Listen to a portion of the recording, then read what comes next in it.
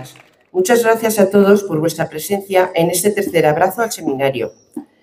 La Plataforma para la Defensa del Patrimonio de Huesca y Os de Viella, que forma parte de la misma, mantienen viva y actualizada la reivindicación patrimonial, que es el argumento emotivo de su existencia y de su vocación social y ciudadana.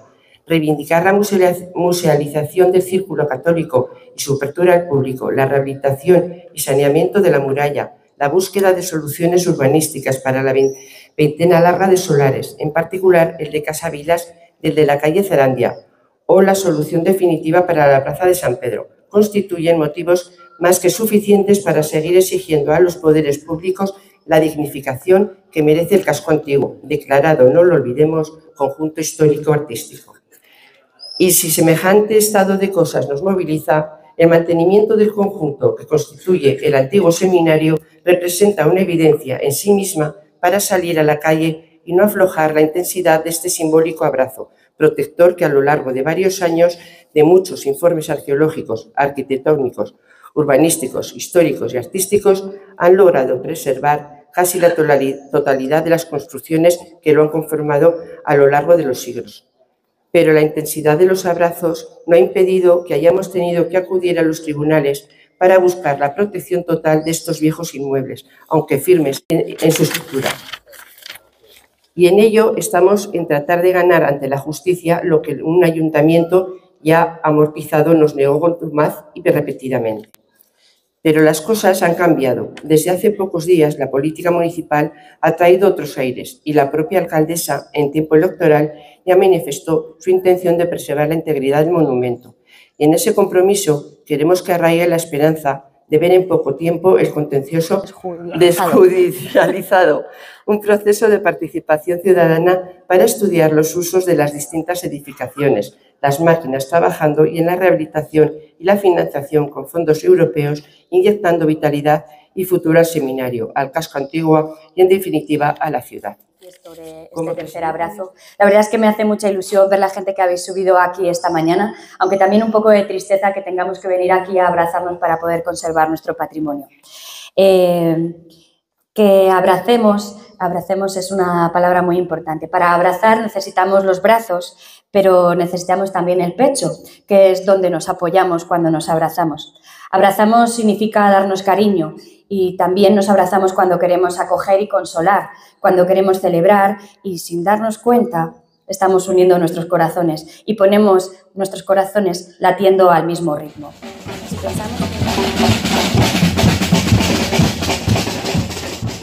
Si pensamos que el seminario fuera el cuerpo de una persona, tendríamos que pensar que la iglesia, el torreón, toda la fachada, sería como el corazón y los pulmones, y eso está protegido. Pero sus brazos, el resto de las partes del seminario, están sin proteger. No podemos abrazarnos si se le cortan esos brazos, y tampoco podremos conseguir que el seminario nos devuelva ese abrazo si le cortan todas esas partes. Sería muy doloroso porque nuestros corazones se desincronizarían y cada vez que lo viéramos notaríamos esa dolorosa mutilación. El corazón forma parte de la palabra recordar. Recordar es un verbo que viene del latín y que significa volver a pasar por el corazón, volver a vivir todo lo que allí se alojó. Y si miramos para allí, tenemos mucha historia por la que pasar. Todo eso tiene que quedar dentro de nuestro corazón. Estamos hablando de los restos que vienen de cuando todavía nos llamábamos Volscan, también del Palacio Balí Andalusí, de la Azuda, heredado por los primeros reyes aragoneses. Aquí vivió Pedro I, Ramiro II el monje, aquí nació doña Petronila y su hijo Alfonso II. ¿Cómo vamos a cortar todo eso si está aquí la historia de nuestros reyes? Alfonso X el Sabio recogió un cantar de gesta en el que habla de la leyenda de la campana de Huesca y dice que ocurre en uno de los patios del palacio de la ciudad. Ese palacio estaba aquí, así que podemos decir que la leyenda de la campana, si seguimos estudiando, veremos que ocurrió no aquí, que es donde vamos todos a ver la sala de la campana, sino que realmente ocurrió en el palacio de la ciudad, que lo teníamos aquí. ¿Cómo vamos a permitir su derribo? ¿Cómo vamos a permitir su derribo cuando nuestro corazón, nuestro recordar se perdería en él? Sigamos abrazando, sigamos recordando, seamos parte positiva de esa historia que sigue pasando por el corazón. Y lo llamamos seminario, pero es mucho más. Era seminario, la palabra, era el lugar donde se estudiaba y los maestros guardaban la semilla que tenían que hacer brotar en las siguientes generaciones. Y allí era donde nacían los nuevos profesionales, que eran los que desarrollaban la teoría y la práctica de los conocimientos adquiridos. Esta palabra no solo se refiere a los centros donde se formaban los aspirantes al sacerdocio. Por eso, cuando vemos el seminario, no tenemos que pensar solo en esos últimos años que sirvió como formación de sacerdotes, sino que la historia que tiene nuestro seminario es muchísimo más amplia. Yo estudié Humanidades, justo enfrente, en este edificio que tengo a la espalda. Fui de la primera promoción y Modesto también estaba por allí, ¿no? Estábamos.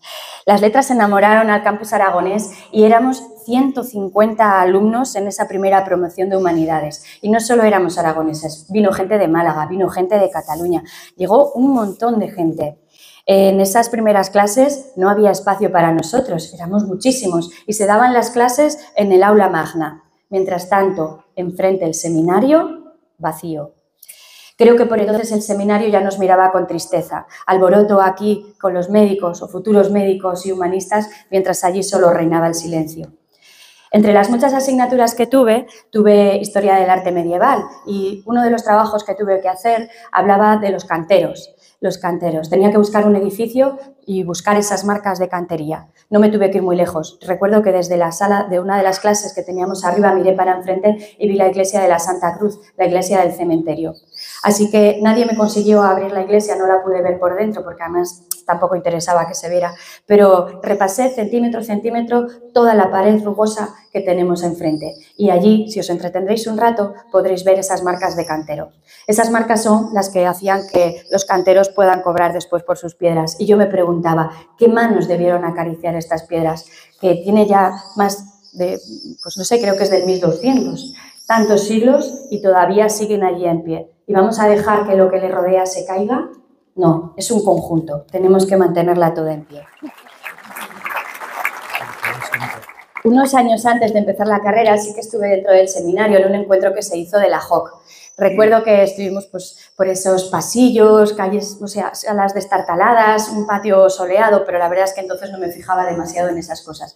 Lo que sí recuerdo muy bien era un viejo piano polvoriento y cojo, destartalado, que estaba en uno de los pasillos. Por supuesto, ese camino blanco y negro, aunque no sepas tocar, te atrae, así que todos íbamos cada poco rato allí. El pobre, la verdad es que sonaba lastimoso. Algunas notas más o menos daban un poco de sonido decente, pero cuando llegabas a la parte más aguda, ese piano lloraba.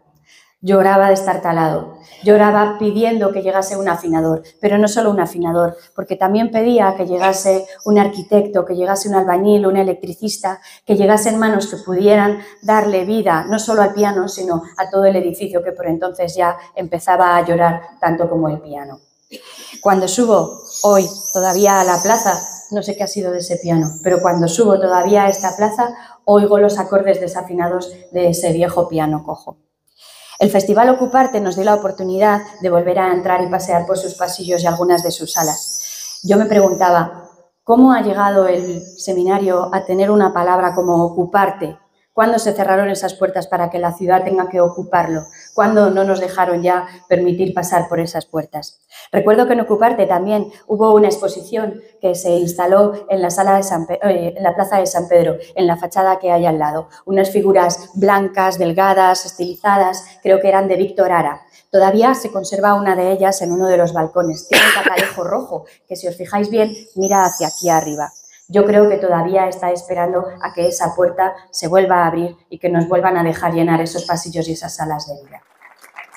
Lo siento, soy cuentista. Víctor me ha dicho, no me lo hagas muy largo, pero yo me vengo arriba y luego...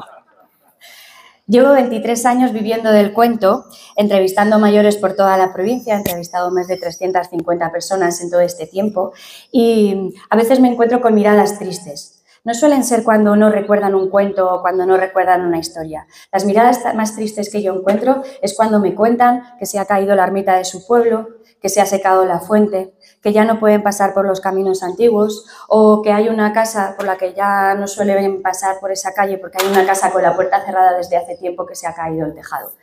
Eso nos duele. El patrimonio se nos instala debajo de nuestra piel. El patrimonio somos nosotros mismos y nosotros lo que necesitamos no son nuevos edificios sin remodelaciones de acero y cristal. Necesitamos mentes y manos que sepan cuidar con cariño estas paredes, porque al cuidarlas a ellas nos cuidan a nosotros y alejan esas miradas tristes de nuestros ojos. En los cuentos los números son muy significativos. A poco que penséis os vais a acordar de los 7 cabritillos, de los 7 enanitos, de los 7 o los 12 hermanos cuervos y, por supuesto, de los 3 cerditos. En el cuento original de los 3 cerditos, el lobo se come a los 2 hermanos mayores. Ahora esto no se puede decir porque ya sabéis que tenemos que tener mucho cuidado, pero se los come porque los cerdos corren menos que los lobos y se los come. Pero el hermano pequeño estudia y sabe hacerse una casa de piedra. El lobo quiere engañarle porque esa casa no la puede tirar con sus soplidos, así que sopla y no hay manera. Como él no consigue, dice, pues voy a engañarlo y que salga. Lo engaña 2 veces, pero el cerdo no es que se deje engañar, es que es más listo que él y se le adelanta. Al final no hay manera de comerse a ese cerdo. El lobo sube y se baja después por la chimenea. El cerdito, listo, inteligente, que ha construido su casa, le espera abajo, con una olla hirviendo. Aquella noche, el cerdo cena al lobo. Atención, en los cuentos, los pequeños, pacientes y estudiosos normalmente son los más inteligentes y los que consiguen salirse con la suya. Los cuentos nos enseñan a no desistir, a luchar por muy pequeños que seamos, a buscar entre nuestros conocimientos para encontrar la solución y a no tener miedo a los lobos, porque muchas veces los pequeños somos la solución. Es el tercer abrazo al seminario, aunque son 5 años de trabajo desde la plataforma. Ojalá sirva para que todos tomemos el lugar del tercer cerdito, del pequeño, que unamos fuerzas entre todos los pequeños y el lobo no se salga con la suya. Este edificio se merece un final mucho mejor que la piqueta o recalificación. Entre sus paredes se han formado muchos de los médicos, abogados, maestros, arquitectos que han diseñado después nuestra provincia.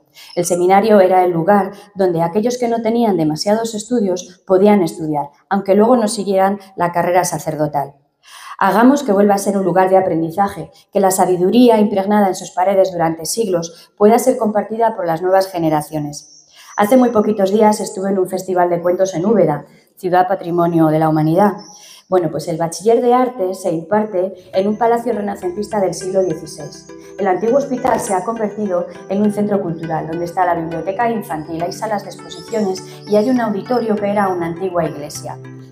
Hay palacetes, iglesias, edificios centenarios que han sido actualizados y puestos al servicio de la comunidad, de la cultura y la formación, sin tener que invertir en nuevas construcciones, sin tener que llenarlo todo de cristal y hierro, sin tener que salir del centro antiguo de la ciudad y dejando que siga palpitando el vivir en el centro, no llevándolo lejos. Y curiosamente conté en una iglesia desacralizada, centro cultural también referente de uno de los barrios. Era la iglesia de San Lorenzo. Te vas hasta Úbeda para contar el San Lorenzo. El seminario tendría que ser para nosotros ese baluarte que atrajera vida y cultura al centro, a la parte más alta de la ciudad, igual que altas deben ser nuestras expectativas, que luego ya se encargan de bajar, pero de principio hasta arriba. Ojalá las palabras de esta cuentista puedan llegar a los oídos correctos, a los que de verdad están interesados en el oír de la gente que vivimos en la ciudad, en aquellos que tienen el poder de conseguir al gran caballero Don Dinero para que este lugar vuelva a ser faro desde las alturas. Abracémonos, abracémosle, para que allá encontremos el cariño, el consuelo, el mimo y la ternura que consigan mantener todo el conjunto en pie. Todo.